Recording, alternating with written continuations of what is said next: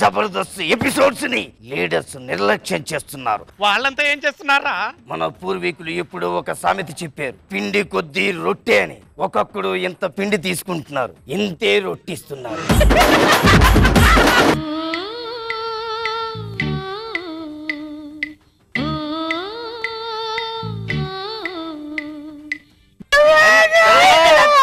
ఆడకూడదు ఎవరు కూడా ఎందుకు భయపడుతున్నారు?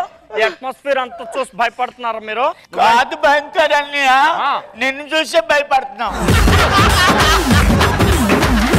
భయంకర అన్నయ్య, కంపు కొట్టేస్తుంది అన్నయ్య.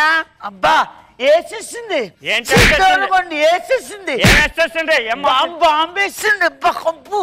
నేను నీకు చెప్పాను ఆ షోలో నన్ను అడగకుండా ఏం చేయకూడదు. ఎవరిని అడుగు చేస్తావు నువ్వు? వెయిటెన్సీ అంటే ఏంటి? వెయిటెన్సీ అంటే ఏంటి? ఏంటి ఏంటి నేను అడిగిన వెయిటెన్సీ అంటే ఏంటి? నీకోసం నాకా?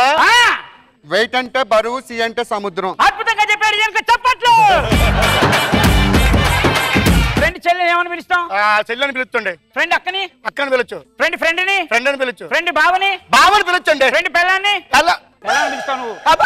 పిలుస్తావు నువ్వు. ఇట్లు దొరకనట్టు నాకు మీరు. అసలు నువ్వెవడా తనడానికి? అరే నీ అన్నండ్రా అన్న, నీ క్యారెక్టర్ నేను రాయలే కదా. నువ్వు రాయవని తెలిస్తే నేను రాసుకున్నా. ఏ స్కిట్ లో చూసినా కేవలం మీ ఒక్కరికే పేరు వచ్చింది. ఆధారాలు లేకుండా మాట్లాడుతున్నా మిస్టర్. వాడు వీడి స్కిట్ లో సుధీర్కి పేరు వచ్చింది, చున్నేమో నాయనాలో మూర్తికి పేరు వచ్చింది. ఈ స్కిట్ లో నీకు పేరు వస్తుంది. మరి అవినాష్కి ఎప్పుడు వస్తుంది? వాడు ఆర్టిస్ట్ అయినప్పుడు. బేసిక్ గా ఇక్కడ నేను జబర్దస్త్ కి అధ్యక్షుని అవుదామను, లేకపోతే ఇదంతా నా భుజాల మీద వేసుకుందామని ఇక్కడ రాలేదండి. నా బ్రదర్స్, అన్నయ్యలు, తమ్ముళ్ళు, బాబాయిలు అందరు కలిసి.